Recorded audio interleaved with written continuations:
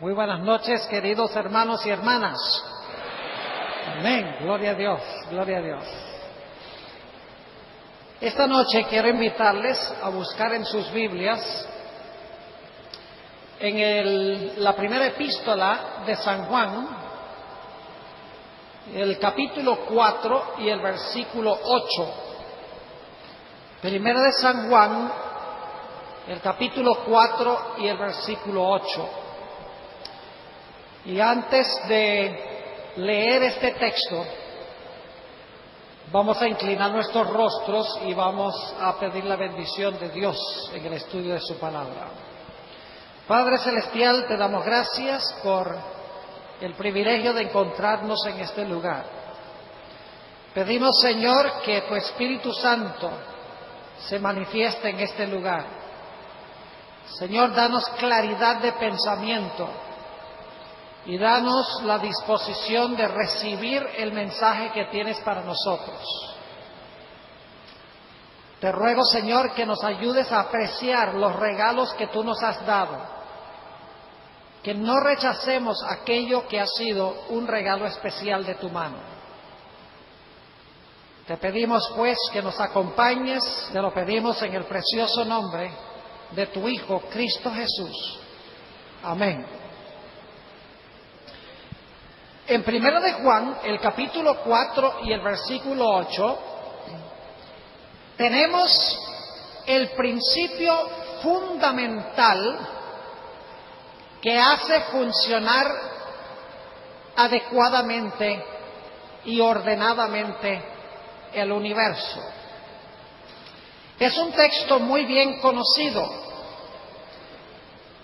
Probablemente muchos podemos repetirlo de memoria.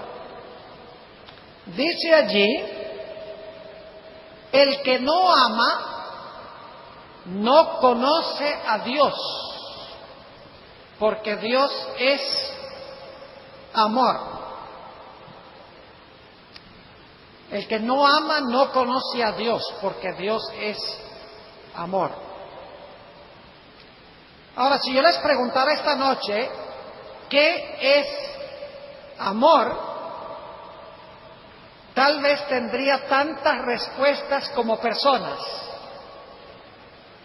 Porque la palabra amor es una palabra en este versículo que no se define. Sencillamente dice Dios es amor.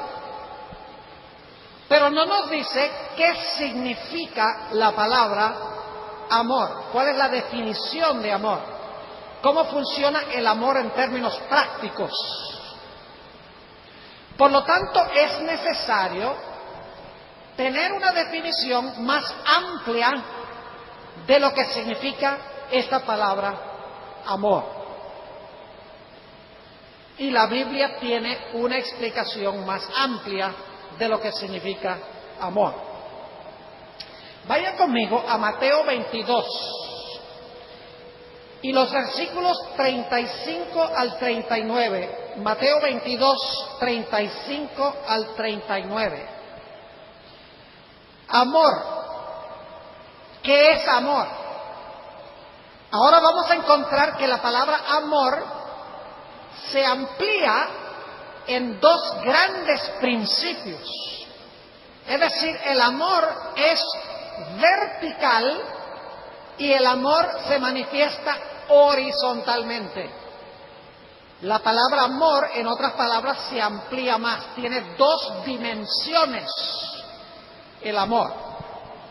Noten el versículo 35. Y preguntó uno de ellos, intérprete de la ley, tentándole y diciendo: Maestro, ¿cuál es el mandamiento grande en la ley?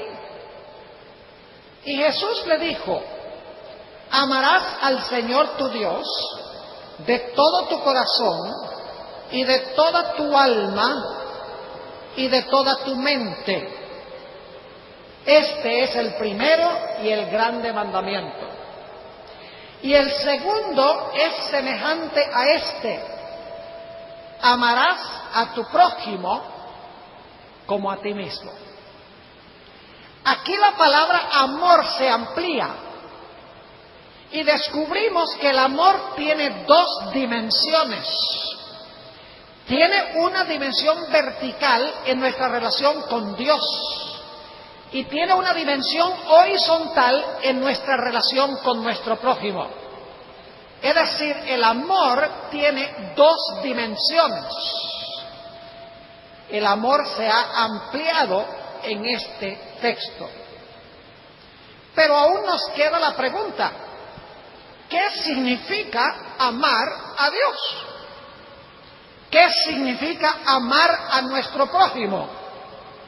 Sabemos que amor ahora tiene dos dimensiones, amar a Dios y amar al prójimo, pero ¿qué significa amar a Dios y amar al prójimo?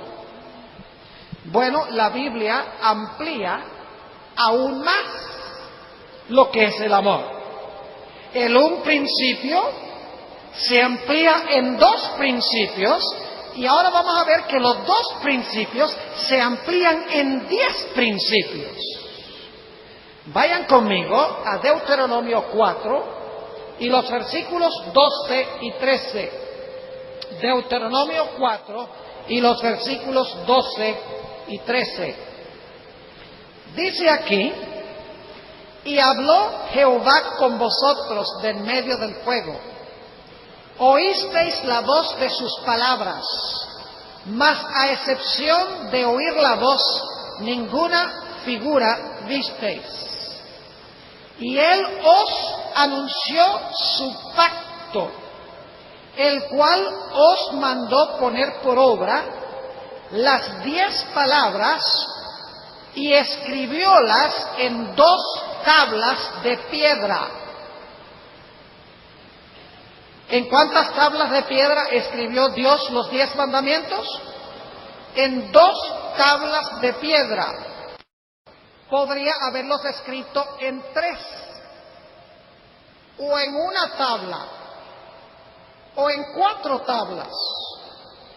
Pero la Biblia nos dice que Dios escribió los 10 mandamientos en 2 tablas. Y la razón es muy sencilla. La primera tabla define y amplía lo que significa amar a Dios. Si usted ama a Dios, no va a tener otros dioses. Si usted ama a Dios, no va a ser imágenes de Dios que rebajan su concepto del gran Dios. Si ustedes aman a Dios, no van a usar su nombre en vano, vamos a respetar su nombre. Si amamos a Dios, vamos a guardar su santo sábado, vamos a pasar el día con Él, completo, 24 horas, olvidándonos de lo nuestro y pasando el día solamente con nuestro Señor Jesús, con nuestro Dios. Es decir, la primera tabla de la ley amplía lo que es amar a Dios. Amar a Dios significa tenerlo como único Dios, significa no hacer imágenes, significa respetar su nombre y significa guardar su santo día. Pero la segunda tabla de la ley define lo que significa amar a nuestro prójimo. Si yo amo a mis padres, no los voy a deshonrar. Si yo amo a mi prójimo, no lo voy a matar. Si yo amo a mi prójimo, no voy a robar a su esposa y cometer adulterio con su esposa. Si yo amo a mi prójimo, yo no le voy a robar lo que le pertenece. Si yo amo a mi prójimo, yo no voy a hablar falso testimonio en contra de él. Y si yo amo a mi prójimo, yo no voy a codiciar ni las propiedades de mi prójimo, ni la esposa de mi prójimo. Es decir, que los 10 mandamientos amplían aún más el principio del amor. Fíjense lo que hemos hecho hasta ahora. Tenemos el gran principio, amor. Ese principio, amor, se amplía en 2 grandes principios. Amor a Dios y amor al prójimo. Esos 2 principios se amplían aún más en 10 principios. 4 definiendo lo que significa amar a Dios y 6 que definen lo que significa amar a nuestro prójimo. Ahora, el problema con los 10 mandamientos es que los 10 mandamientos son concisos, cortos y en realidad no dan mucha definición. Déjeme tomar un mandamiento como ejemplo. Hay un mandamiento que dice, no cometerás adulterio. Yo pregunto, ¿define ese mandamiento lo que es adulterio? ¿El mandamiento define lo que es adulterio? No. ¿El mandamiento explica cuáles son las consecuencias de cometer adulterio? No. ¿El mandamiento da ejemplos de lo que es adulterio y lo que sucede como resultado del adulterio? No. Sencillamente dice, en un gran principio, no cometerás adulterio. Es decir, necesitamos una definición aún mayor que los 10 mandamientos para entender lo que significan esos mandamientos específicos. Ahora vayan conmigo a Mateo 22 y el versículo 40. Mateo, el capítulo 22 y el versículo 40. Es el pasaje que acabamos de leer, pero dejé a propósito el versículo 40 sin leer. Habla de los 2 grandes principios que se amplían en los 10. Y note lo que dice. De estos 2 mandamientos depende toda la ley y los profetas. ¿Qué es una ampliación de los 10 mandamientos? Toda la ley y los profetas, es decir, la Biblia, es una ampliación de los 10 mandamientos. ¿Qué hemos estudiado entonces hasta ahora? Hay un gran principio, el amor. ¿Qué es eso? Se amplía. El amor se compone de 2 principios: amar a Dios y amar al prójimo. ¿Qué es eso? Se amplían 10 principios: 4, cómo amar a Dios; 6, cómo amar a nuestro prójimo. Pero los 10 mandamientos son principios cortos, concisos, sin mucha descripción, sin mucha explicación.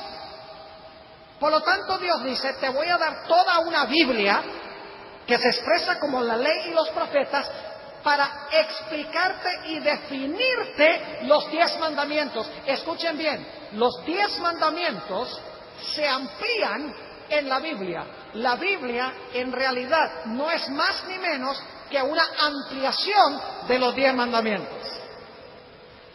Por eso es que la Biblia dice que seremos juzgados por la perfecta ley de la libertad.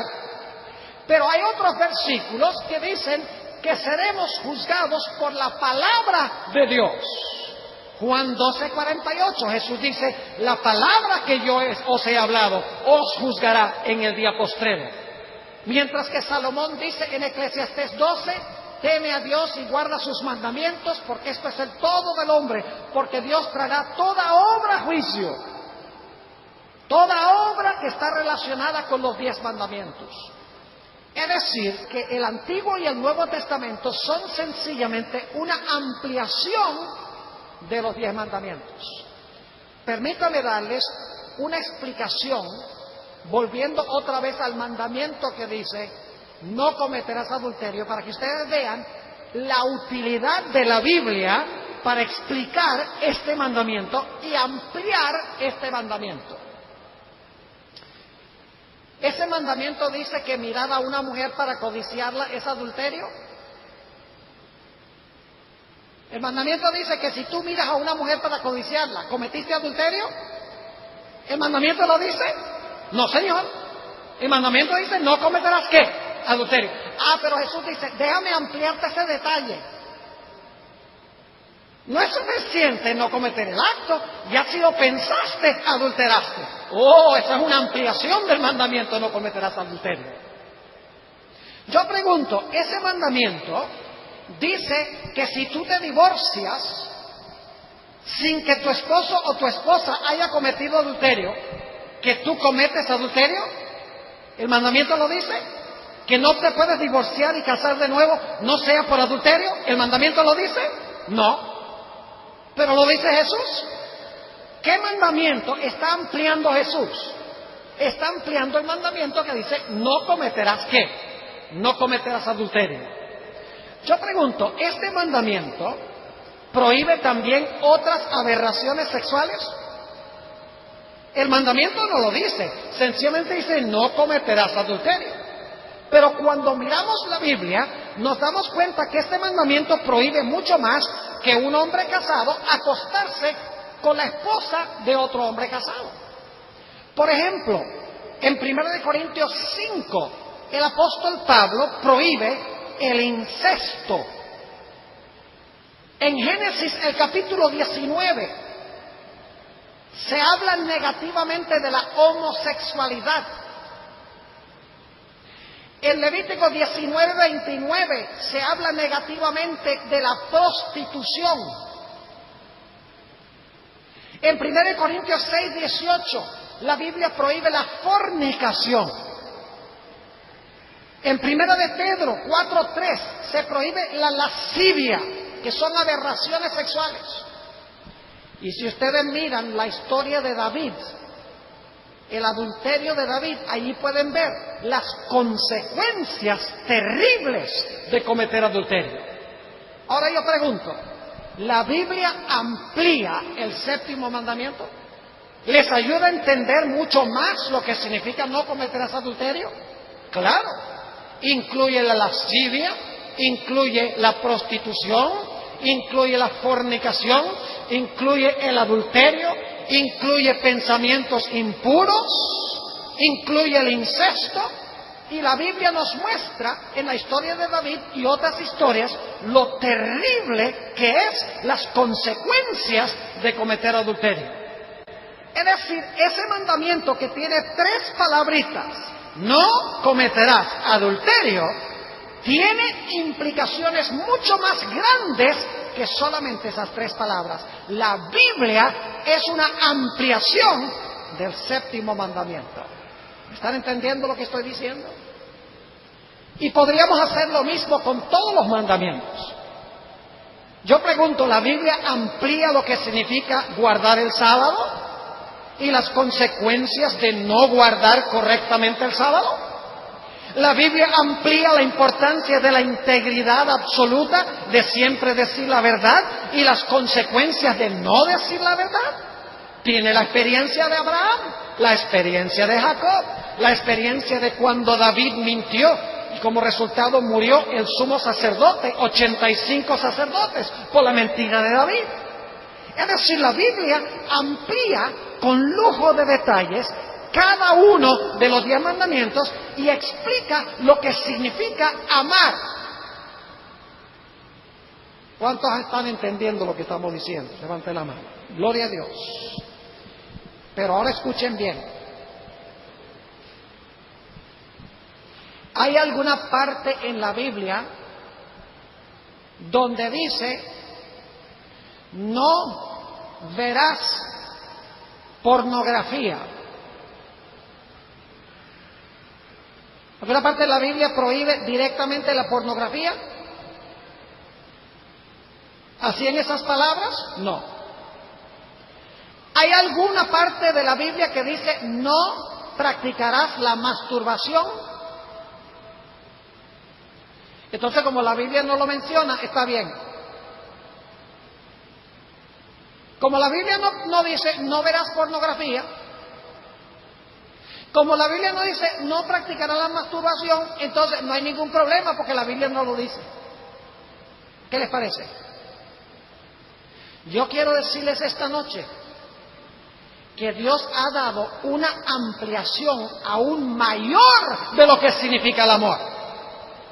No solamente la palabra amor la ha ampliado en 2 principios, luego una ampliación mayor en 10 principios, luego una ampliación mayor en toda la Biblia, sino que Dios en estos últimos días nos ha dado una ampliación aún más grande de lo que significa amor. Me refiero específicamente a un don que Dios ha dado a la iglesia remanente. Se llama el espíritu de profecía. Vayan conmigo, Apocalipsis 12, 17. Apocalipsis 12 y el versículo 17. El espíritu de profecía es una ampliación aún mayor de lo que significa el amor. El espíritu de profecía es una ampliación de los 10 mandamientos. Es una ampliación de la Biblia, es una magnificación de la Biblia. Noten Apocalipsis 12 y el versículo 17. Entonces el dragón fue airado contra la mujer y se fue a hacer guerra contra el remanente de la simiente de ella, los cuales guardan los mandamientos de Dios y tienen ¿qué cosa? Y tienen el testimonio de Jesucristo. ¿Y qué es el testimonio de Jesucristo? Apocalipsis 19, 10 dice que el remanente tiene el testimonio de Jesucristo, que es el espíritu de la profecía. El espíritu de profecía es la ampliación de la Biblia. Es la magnificación de la Biblia. Es la magnificación más grande, es la ampliación más grande de la palabra amor. ¿Saben algo interesante? Los 5 libros donde Elena G. de White comenta sobre la historia bíblica, que son patriarcas y profetas, profetas y reyes, deseado de todas las gentes, Hechos de los Apóstoles y el conflicto de los siglos, la serie comienza en patriarcas y profetas con las palabras Dios es amor.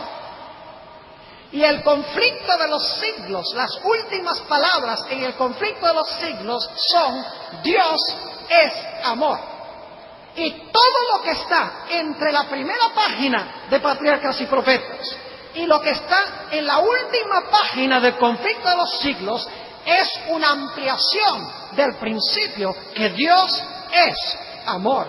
Es una ampliación total y completa de la Sagrada Escritura.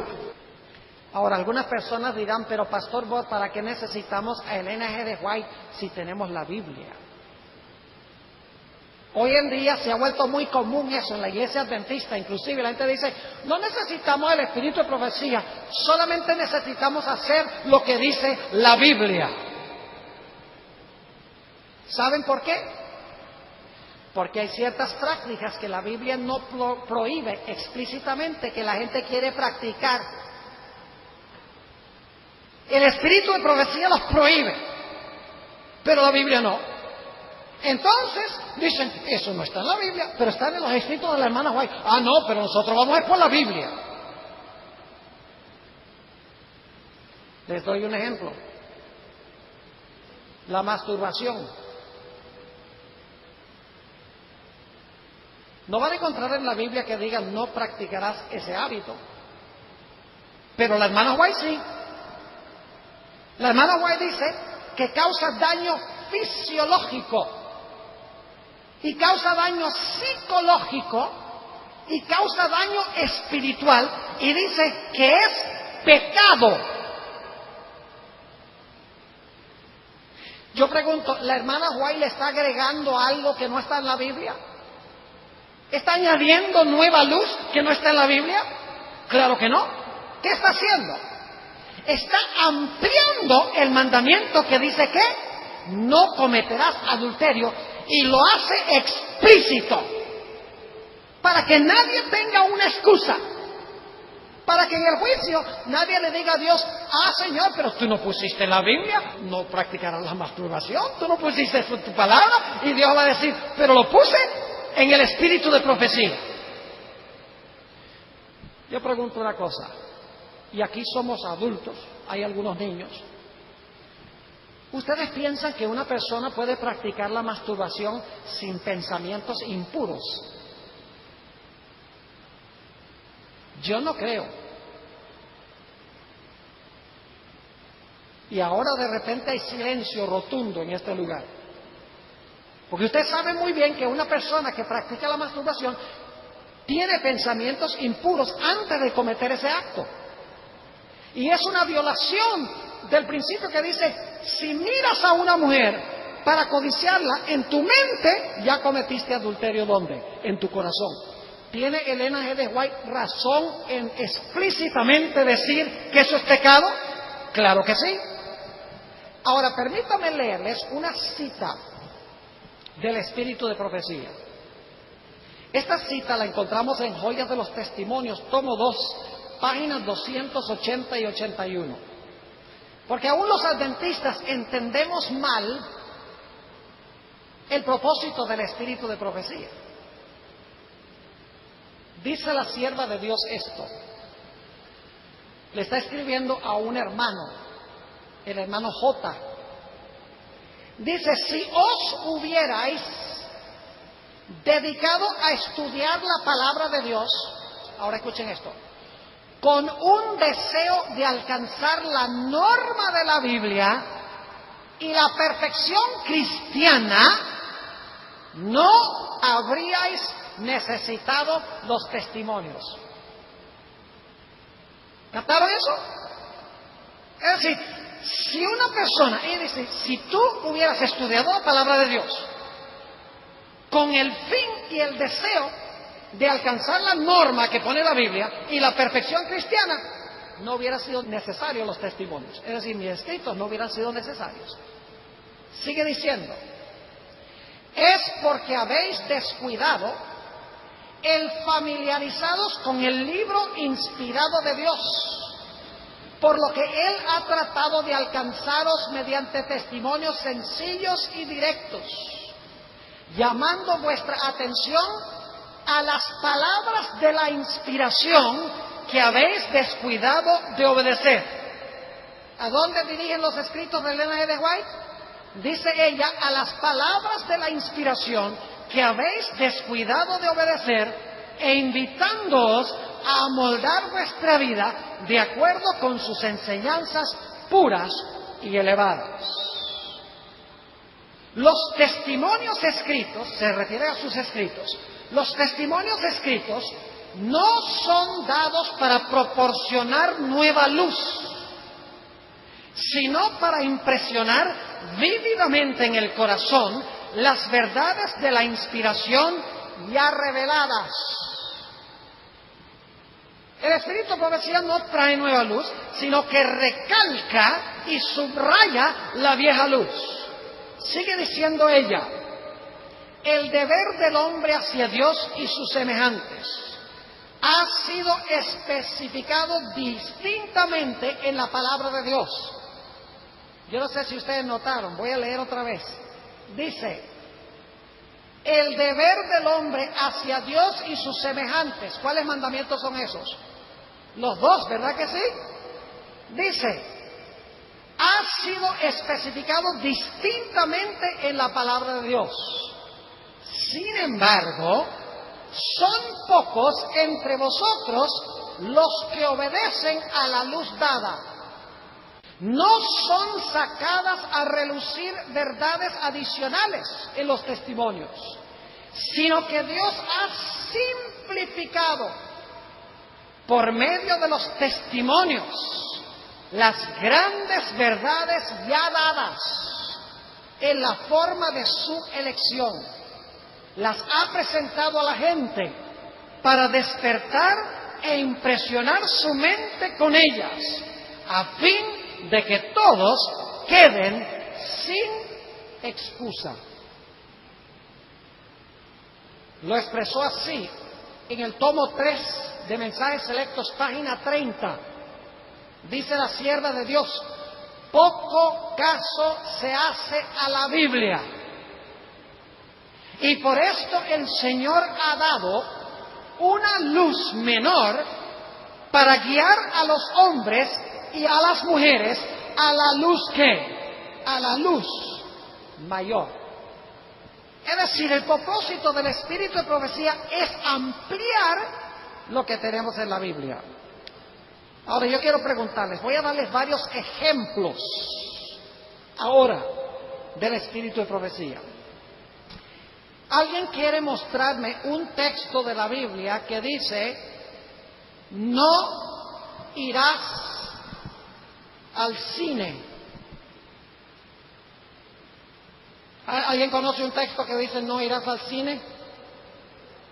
al teatro, no, entonces está bien hacerlo. Podemos ir. La Biblia no dice no vayas al cine. Así que podemos ir.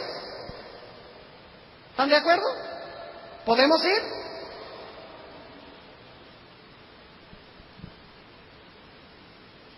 Escuche lo que dice la sierva de Dios. Y hoy en día la gente no quiere oír esto, porque hoy todo el mundo, los adventistas, van para el cine. Como si la norma de Dios hubiera cambiado. La gente dice, no, eso era para los puritanos antes. Como si las películas de Hollywood fueran mejores ahora. Dice la sierva del Señor, entre los más peligrosos lugares de placer se cuenta el teatro. Y claro, ella está hablando de presentaciones teatrales en vivo, porque en ese tiempo no había televisión. Pero el principio se aplica, porque son dramas igual, pero en vivo. Dice ella, en vez de ser una escuela de moralidad y virtud, como se pretende a menudo, es el semillero de la inmoralidad. Estas diversiones fortalecen y confirman los hábitos viciosos y las inclinaciones pecaminosas. Los cantos viles, los ademanes, las expresiones y actitudes lascivas depravan la imaginación y degradan la moral. Yo quiero decirles que no hay ni una sola película de Hollywood que valga la pena verla. Porque lo que hay son palabras sucias, violencia, adulterio, fornicación, mentira. Ustedes lo saben. Y la Biblia dice que somos transformados a imagen de lo que vemos y lo que oímos. Así que nada más porque la Biblia no dice no irás al teatro o al cine, no significa que está bien hacerlo. Lo que Dios hizo a través de Elena G. de White fue ponerlo en blanco y negro. Para que algún día, cuando algún adventista vaya y le diga al Señor, ay Señor, pero tú no pusiste, no vayas al cine. El Señor va a decir, sí lo dije. Lo dije en el espíritu de profecía, que es la ampliación mayor de la Sagrada Escritura. Sigue diciendo la sierva del Señor, todo joven que asista habitualmente a estos espectáculos se corromperá en sus principios. No hay en nuestra tierra influencia más poderosa para envenenar la imaginación, destruir las impresiones religiosas y embotar el gusto por los placeres tranquilos y las sobrias realidades de la vida que las diversiones teatrales. El amor por estas escenas aumenta con cada asistencia, es decir, que envicia. El amor por estas escenas aumenta con cada asistencia, como el deseo de bebidas embriagantes se fortalece con su consumo. La única conducta segura consiste en huir del teatro, del circo y otros lugares dudosos de diversión. ¿Nos deja la sierva de Dios sin excusa? ¿Nos deja sin excusa? Cuando nos paremos delante del Tribunal Supremo, vamos a poder decir, Señor, tú no dijiste nada del cine. ¿Vamos a poderle decir eso? No vamos a poderlo decir, porque Dios va a decir, te di el espíritu de profecía, que es una ampliación de los principios bíblicos. Yo pregunto, ¿la Biblia tiene principios que prohíben ir al cine? ¿Tiene principios? Claro que sí. Bienaventurados los de limpio corazón, porque ellos verán a Dios. El que tiene esta esperanza en Él se purifica a sí mismo, como Él también es puro. ¿Y ustedes creen que cuando van al cine se están purificando? Nosotros, mirando a cara descubierta, como en un espejo, la gloria del Señor, somos transformados de gloria en gloria a su misma semejanza. Hermanos y hermanas, somos transformados a imagen de lo que vemos. Si vemos violencia, sexo ilícito, mentira y oímos malas palabras, eso se reflejará en nuestro carácter. ¿Cómo es entonces que vamos a decir que porque la Biblia no dice no irás al cine, que está bien ir al cine? Dios ha dado el espíritu de profecía para desmenuzar y especificar aún más lo que significa este asunto. Yo pregunto, ¿el cine afecta nuestra relación con nuestros prójimos? ¿Afecta nuestra relación, nuestro amor para con Dios? Oye, el cine no nos hace amar más a Dios, ni tampoco nos hace amar más a nuestros prójimos. Nos enseña a ser más contenciosos para con nuestros prójimos y más contenciosos también para con Dios. Permítame tocar otro punto. Un punto que yo no sé por qué es conflictivo en la iglesia adventista. Se ha vuelto común, y ahora estoy hablándole a los adventistas. Los no adventistas que están aquí, tápense los oídos, porque esto no es para ustedes. Esto es para la gente que sabe. Para la gente en la iglesia que sabe. Yo no sé si ha vuelto común en la iglesia decir que no importa que una persona use joyas. Yo no veo ningún problema con que se usen prendas. Y lo que yo no entiendo es que la Biblia dice explícitamente que no se deben usar. Tanto el apóstol Pablo en 1 Timoteo 2 y el apóstol Pedro en 1 de Pedro 3 dicen que nuestro atavío no debe ser con oro, plata, piedras preciosas, vestidos costosos, cabellos encrespados, sino que nuestro testimonio debe ser del carácter del hombre interior. Así que ni siquiera el espíritu de profecía necesitamos. Pero Dios dice, yo sé que algunos van a decir que eso ya no se aplica, que eso era para los tiempos bíblicos, que eso era para la cultura de esa época, y ahora tenemos una cultura distinta a donde Dios no le interesa que se usen esas cosas. Así que Dios dice, en el espíritu de profecía te voy a ampliar eso y te lo voy a dejar clarito. Le voy a leer un par de citas del espíritu de profecía sobre el asunto del uso de prendas o de joyas.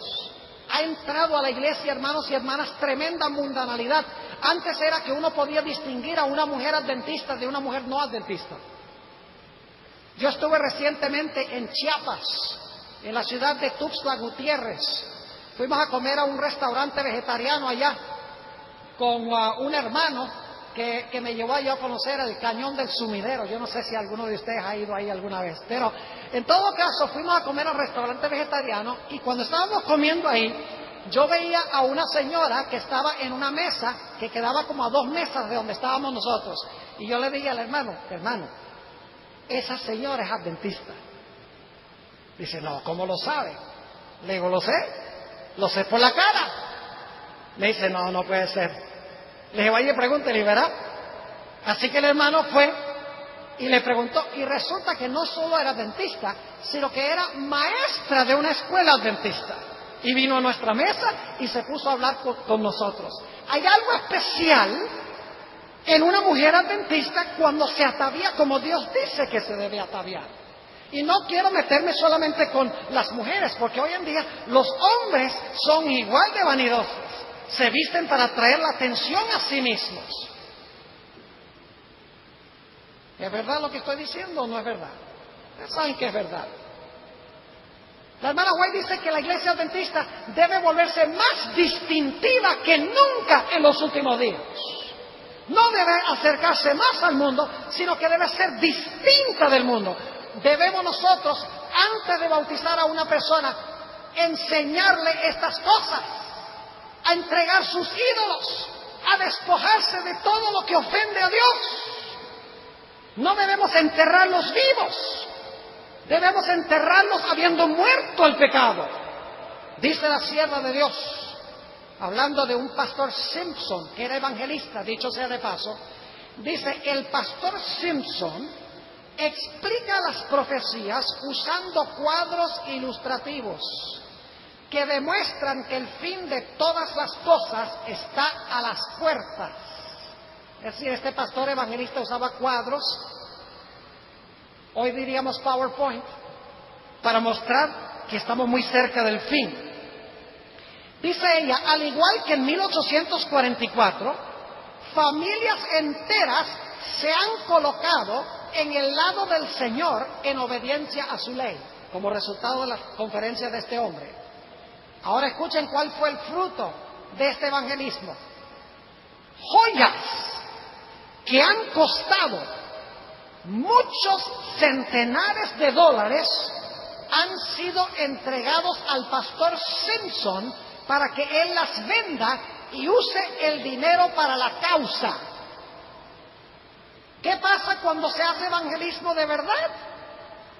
¿La gente qué? La gente se despoja de sus prendas y se las dio al pastor para que el pastor las vendiera y se usara el dinero ¿en qué? En la causa. Yo pregunto, ¿cómo es posible que nosotros gastemos grandes sumas de dinero o aún pequeñas sumas de dinero para adornarnos de esta manera, mientras que hay personas que están muriendo en el pecado y se necesitan recursos para alcanzar a estas personas? Dios nos va a tener por responsables en nuestra mayordomía, mis hermanos y hermanas. Y la hermana White lo vio. Sigue diciendo ella, no, ahora fíjense que no tenían que torcerle el brazo este evangelista. Dice, no hay un espíritu de excitación en este movimiento. No lo acompaña el fanatismo. La verdad se aferra, escuchen, la verdad se aferra de los corazones. Y los hombres y las mujeres entregan sus anillos y brazaletes, aun cuando no se haya hecho ningún llamado para que se despojen de estos ídolos. La obra es seria y serena. La gente se quita sus joyas por su libre voluntad y las traen al pastor Simpson como un despojamiento de sus ídolos. ¿Cómo llama Elena G. de White las joyas? Ídolos. Porque el propósito de las joyas es atraer atención ¿a quién? A nosotros. Y dicho sea de paso, mujeres, la forma en que ustedes se visten puede llevar a la salvación o la perdición de los hombres. Ustedes pueden ser culpables de que algunos individuos cometan adulterio con sus ojos por la forma en que vistan. Y alguno dirá, ese es problema de él. Yo pregunto, ¿es eso amar a su prójimo? ¿No quieren ustedes ver salvos a los hombres en el reino de Dios? Claro que sí. ¿Ven que todo esto tiene que ver con el amor? Ahora escuchen esta cita del Espíritu de Profecía también sobre el asunto de las joyas. Elena G. de White está comentando este versículo donde dice que el hombre mira lo que está delante de sus ojos, pero Dios mira el corazón. Dice la sierva de Dios, hay muchos que tienen el corazón endurecido, de tal manera por la prosperidad que se olvidan de Dios y de las necesidades de sus prójimos. Gente con el corazón endurecido se olvidan de Dios y de sus prójimos. Sigue diciendo ella. Algunos cristianos profesos se adornan con joyas, encajes, atavíos costosos, mientras que los pobres del Señor sufren porque les falta lo indispensable para la vida. ¿Es eso amor? Eso no es amor. ¿Ven el principio que está esbozando Elena White aquí? Dice, hombres y mujeres que profesan haber sido redimidos por la sangre de un Salvador, malgastan los recursos que les han sido confiados para la salvación de otras almas. Y luego a regañadientes dan sus ofrendas como una limosna para propósitos religiosos. Y lo hacen liberalmente solo cuando les proporciona honor. Y luego dice la sierva del Señor, los tales son idólatras. Palabras fuertes, pero que están en armonía con la palabra de Dios. Porque en la palabra de Dios las joyas se presentan desde una perspectiva negativa. Recuerda lo que estudiamos en el libro de Éxodo, el capítulo 33, cuando el pueblo apostató. Dios les dijo, ahora para ustedes mostrar que se han humillado, Despójense completamente de sus joyas. Y dice que se quitaron las joyas desde ese momento hasta que entraron a la tierra de Canaán.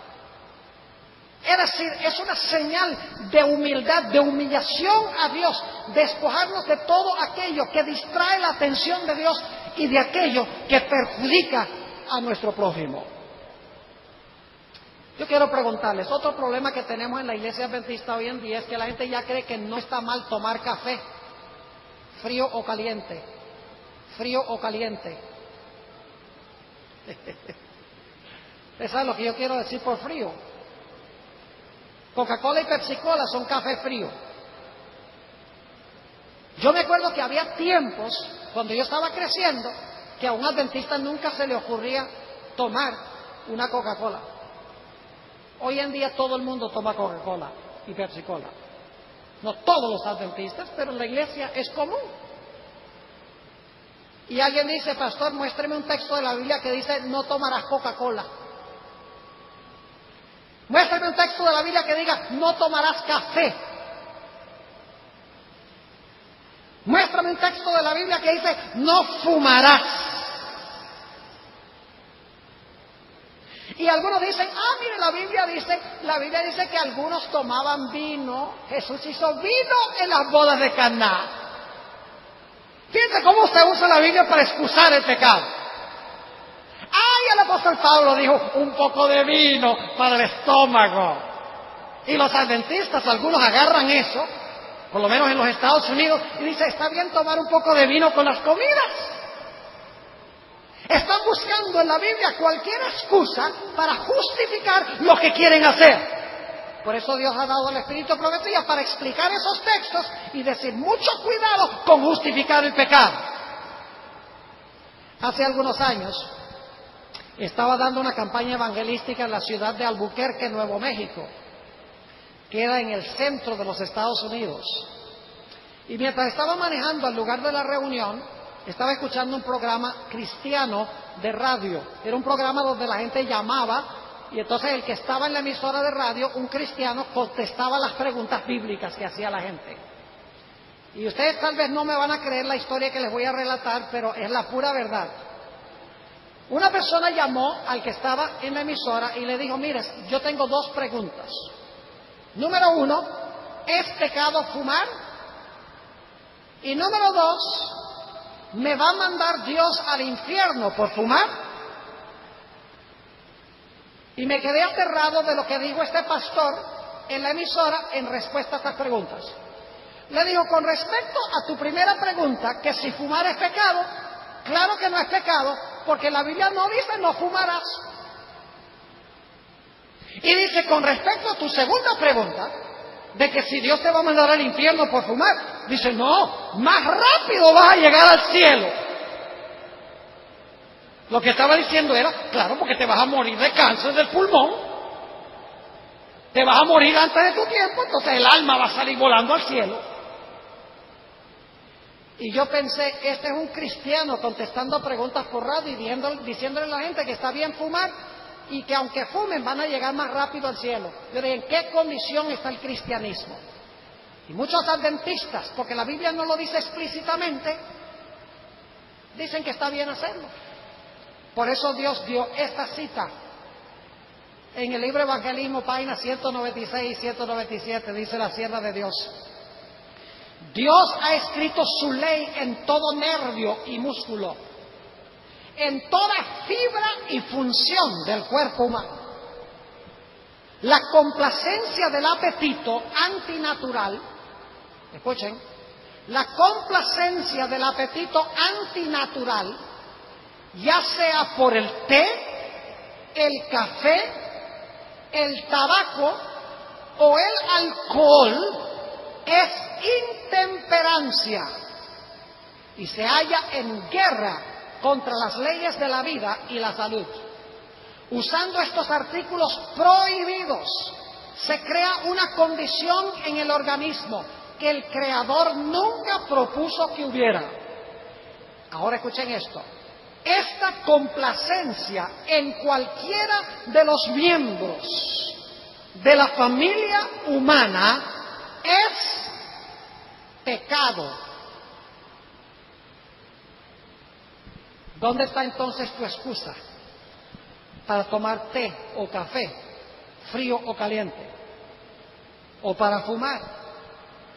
¿O para beber un poquito de vino con la comida, como hacen algunos individuos en los Estados Unidos ahora, adventistas? En el día del juicio, cuando tengas que pararte ante el tribunal de Cristo, vas a decirle a Jesús: Señor Jesús, pero tú mismo le dijiste a Pablo que tomara un poco de vino para el estómago, que le dijera eso a Timoteo. Y tú mismo hiciste vino en la boda de Caná. Y Jesús va a decir: ese vino fue vino sin fermentar. Y la razón por la cual supo tan sabroso es porque vino de manos del Creador. Porque se guardaba el peor vino de último. Y algunos usan eso como argumento. ¿Cómo podía entonces la gente creer que este era el más sabroso? Porque este vino salió de manos del Creador. Era el vino que existía en el huerto del Edén. Imagínense ustedes cómo habrá sido ese vino. Impresionante. ¿Qué excusa le vamos a dar a Dios? Dios nos ha dado esta amplificación a través del espíritu de profecía para que quedemos sin excusa. Y debemos nosotros enseñarle a la gente los principios. Yo pregunto, ¿hay abundantes principios bíblicos que prohíben el uso del tabaco? Por ejemplo, ¿qué tal ese mandamiento? No matarás rapidito. ¿Han leído ese mandamiento que dice no matarás rapidito? ¿Sabe lo que es matar rapidito? Sacar una pistola, ¡pum!, mataron a alguien. Ese mandamiento no dice no matarás rapidito, dice no matarás. ¿Rápido o despacio? Pregunto, ¿el tabaco mata? Claro que el tabaco mata. Entonces, aunque la Biblia no dice no fumarás, ¿hay un principio que lo prohíbe? Claro que sí. Ahora, una persona podría excusarse diciendo: bueno, la Biblia no lo dice explícitamente, así que yo lo voy a hacer. Y algún día Dios va a tener a esa persona por responsable. La Biblia dice que nuestro cuerpo es templo del Espíritu Santo y que Dios va a destruir al que destruye el templo. Claro que sí, ese es otro principio. La Biblia dice que si comemos o bebemos o cualquier cosa que hagamos, debemos hacerlo para gloria de Dios. ¿Ustedes creen que un fumador que anda todo el tiempo está glorificando a Dios? Claro que no. Los principios están claros. Algunas personas critican, por ejemplo, a Elena G. de White por la forma en que dice que debemos guardar el sábado. La Biblia, por ejemplo, dice que debemos retraer nuestro pie de hacer nuestra voluntad en el día santo del Señor. Y dicho sea de paso, en la iglesia adventista ha caído muchísimo la observancia del Santo Sábado. Es increíble. Es más, en muchas de nuestras iglesias se trata de esconder el mensaje distintivo de la iglesia. Dice: no hablemos de lo conflictivo, no hablemos de lo que pueda causar enemistades, hablemos nada más de Cristo, de la cruz de Cristo, y después cuando entren a la iglesia, entonces les enseñamos. Lo que pasa es que nunca se les enseña. Y ustedes lo saben. Yo no estoy diciendo esto para ganar enemigos en San Sebastián o en Mayagüez, pero es la verdad. La hermana White dice que muchas iglesias están tan ansiosas de alcanzar un aumento en números que no presentan un testimonio claro y directo en contra de prácticas y hábitos pecaminosos. La gente debe entender lo que es seguir a Cristo y renunciar a su vida de pecado antes de ser bautizados. No sea que introduzcamos en la iglesia una multitud mixta que llega a ser un problema como lo fue para el pueblo de Israel. Ahora escuchen lo que dice Elena G. de White sobre el sábado. Que cada familia adventista del séptimo día honre a Dios por una obediencia estricta a la ley. Algunos dicen: qué legalista, y es que obedecer estrictamente la ley. Escuchen bien, Elena G. de White no le está hablando aquí a los inconversos, sino que le está hablando a gente que profesa estar convertida. Elena G. White no está hablando aquí de cómo salvarse. Está hablando a los adventistas del séptimo día que supuestamente han sido salvos. ¿Me explico o no me explico? Ella lo que está hablando es cómo una persona salva debe vivir. Está hablando de la santificación. No dice que guardar el sábado nos justifica. Dice que cuando una persona ha sido justificada, su forma de guardar el sábado cambiará. Sigue diciendo la sierva de Dios. Se les debe enseñar a los hijos a respetar el sábado. En el día de la preparación, la ropa debe plancharse, los zapatos deben pulirse y el baño debe tomarse. ¿Cuándo? Antes de comenzar el sábado.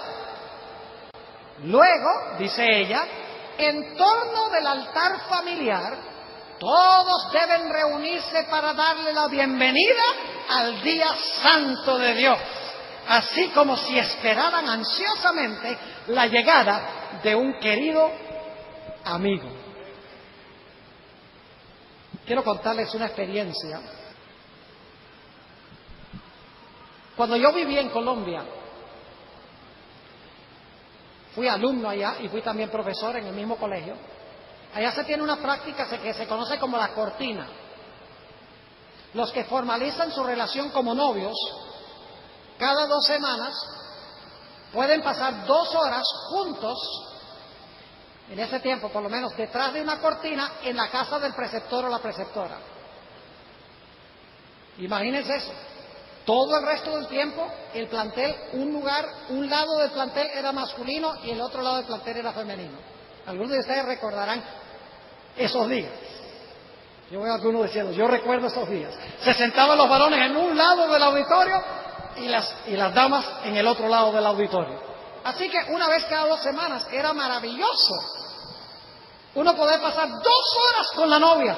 Yo no solamente participé de la cortina, sino que también tuve alumnos que vinieron a mi casa para la cortina.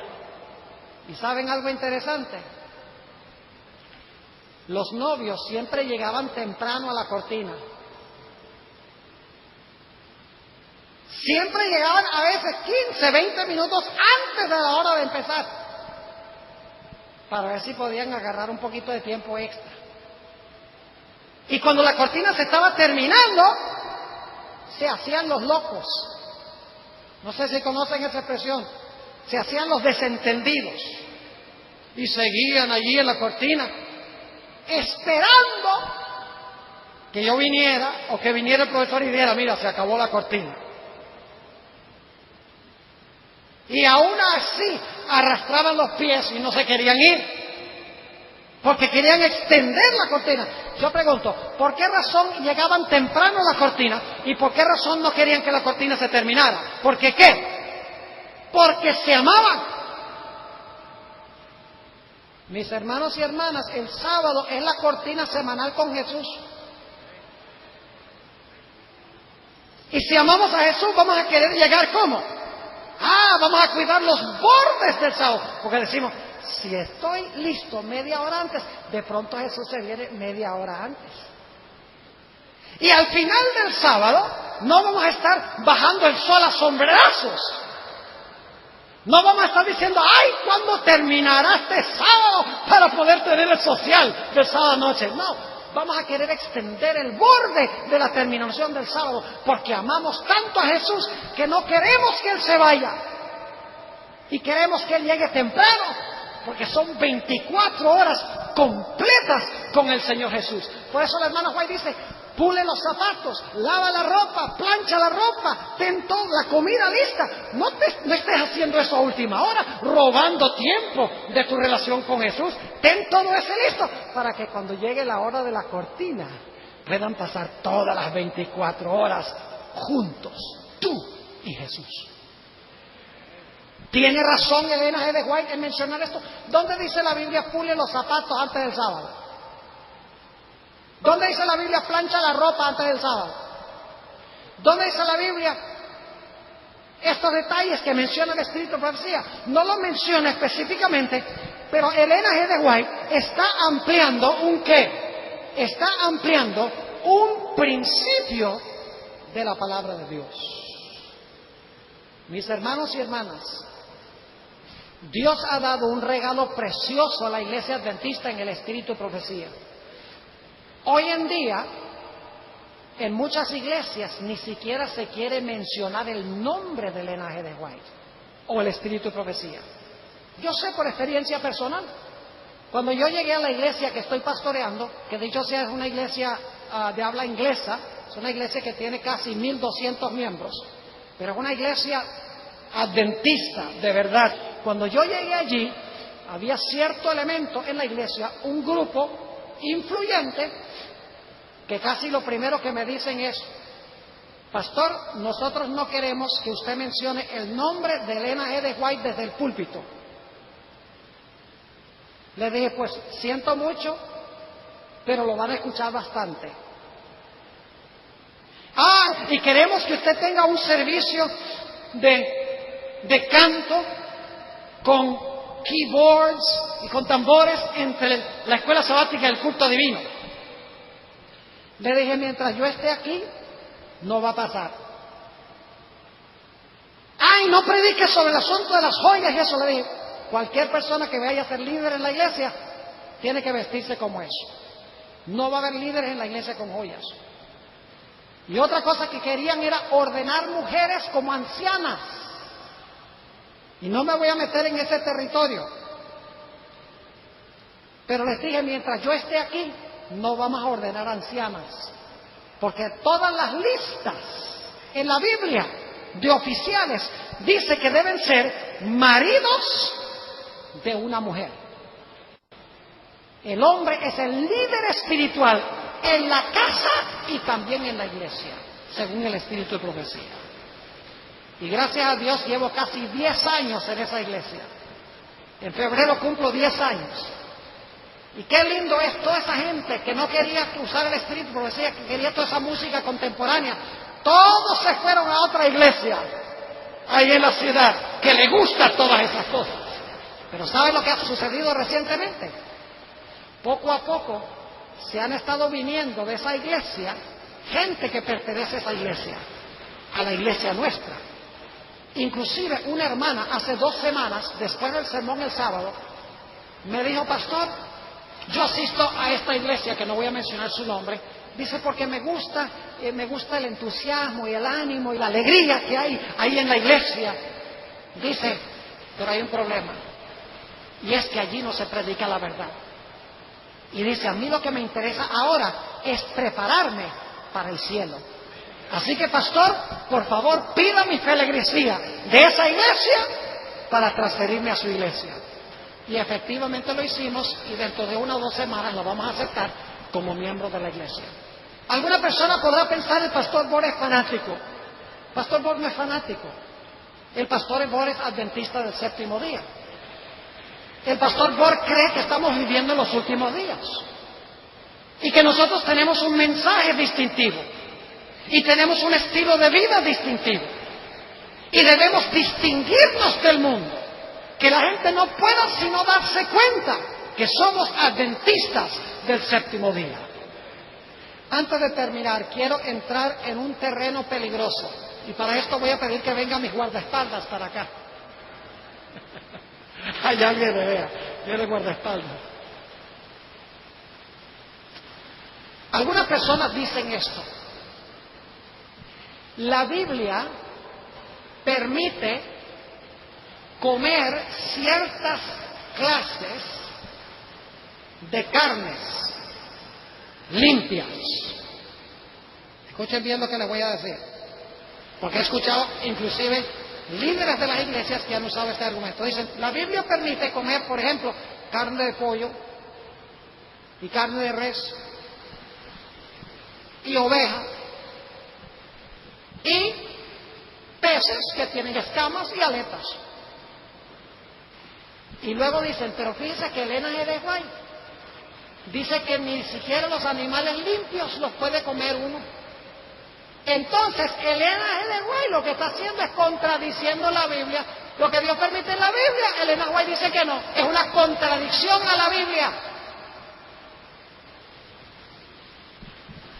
Yo quiero mostrarles que no es una contradicción cuando lo pensamos con cuidado. En la ciudad de Caracas, donde yo viví muchos años, hay un río que pasa por el centro de la ciudad que se llama el río Guaire. Es la cloaca de Caracas, o por lo menos en esa época era. Uno se acerca a ese río y hiede. A lo largo del río hay avisos que dicen: no bañarse, no usar el agua, peligro. Es decir, el gobierno no permite que la gente ni se acerque allí, ni pensamiento de bañarse, ni usar el agua, porque está sucia, inmunda. Pero ¿saben algo interesante? Yo he visto fotos de Caracas de hace 100 años, a donde la gente los domingos se iba a bañar al río Guaire. La gente usaba el agua del río para cocinar y para tomar. Yo pregunto, ¿por qué razón el gobierno ahora prohíbe usar el agua del río, mientras que hace 100 años lo permitía? Porque han cambiado, ¿qué cosa? Las circunstancias. Para el gobierno decir, como nosotros permitimos hace 100 años tomar el agua, lo vamos a permitir ahora también, sería irresponsable. De la misma manera, las carnes que Dios permitía al pueblo de Israel comer en el desierto, donde, dicho sea de paso, no había productos de agricultura cuando eran peregrinos en el desierto. Esas carnes que debían, dicho sea de paso, ser sin sangre y sin grasa, que la mayoría de los que comen carne en la iglesia adventista violan eso, porque la comen con la grasa y la comen con la sangre, porque la carne está roja muchas veces, la sangre está ahí. Pero Dios permitió que ellos comieran esos animales en esa época. Pero escuchen bien, las circunstancias han cambiado. El mundo animal hoy está enfermo. El mundo animal está podrido. Le inyectan a los animales hormonas. Le inyectan a las gallinas hormonas para que produzcan huevos más rápido. Los animales están llenos de diferentes enfermedades. El mundo animal está enfermo. ¿Ustedes creen que Dios debe decir en estos últimos días, como yo dije que se podía comer allá, se la pueden comer ahora también? No, porque sería irresponsable para Dios hacer eso.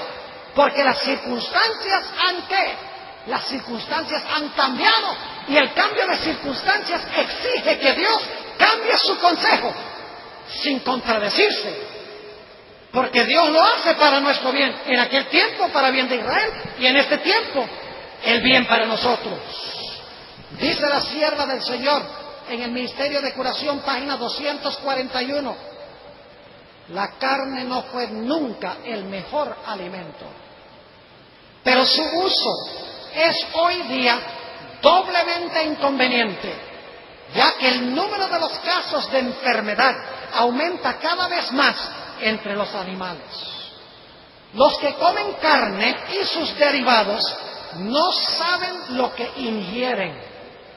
Muchas veces, si hubieran visto los animales vivos y conocieran la calidad de su carne, la rechazarían con repugnancia. Continuamente sucede que la gente coma carne llena de gérmenes de tuberculosis y cáncer. Así se propagan estas enfermedades y otras también graves. ¿Debemos agradecerle a Dios el regalo del espíritu de profecía? Claro que sí. Fue dado no para restringir nuestra libertad o hacernos miserables, sino los principios que Dios da son para nuestro gozo, para nuestra felicidad, para que haciendo todo esto nuestro amor para con Dios crezca, y para que nuestra relación con nuestros prójimos, nuestra relación de amor también sea cada vez más profunda con nuestros semejantes, y de esta manera finalmente estar listos para entrar a la patria celestial. Dios llamó a Elena G. de White para preparar a un pueblo para la Canaán celestial, como Dios llamó a Juan el Bautista para preparar el camino para la primera venida de Jesús. Mis hermanos y hermanas, aprendamos a apreciar este regalo precioso que Dios ha dado a la iglesia. Levantémoslo en alto, leámoslo con oración, implementemos los principios en nuestra vida. Muchas veces los libros del Espíritu y Profecía están sobre los estantes reuniendo polvo. Yo recuerdo una vez que fui a la casa de un anciano de una iglesia en Colombia. Me invitaron a comer, era por allá en el campo, y el hermano me llevó a su biblioteca y me dice: mire, pastor, tengo todos los libros de Elena G. de White. Y me mostró toda una hilera de libros rojos. El problema es que todos todavía tenían el papel celofán. Y lo miré y le dije: pero hermano, todavía los libros tienen el papel celofán. Me dice: ay, es que yo no le quito el celofán, porque si le quito el celofán se me dañan. Yo le dije: hermano, no importa que se dañen, que se desbaraten. Léalos, compártalos con la iglesia, vívalos, que su iglesia será mejor como resultado. Oremos. Padre, te damos gracias por el don del espíritu de profecía. Padre, perdónanos por haber echado a un lado este don. Perdónanos por nuestra desobediencia. Perdónanos por nuestra negligencia. Y Padre, te ruego que a partir de esta noche tú hables a cada corazón para que podamos sacar estos libros, cada día leerlos e implementar tus principios en nuestra vida. Te doy gracias por habernos acompañado y gracias por escuchar mi oración. Pues te lo pido en el nombre de Jesús. Amén.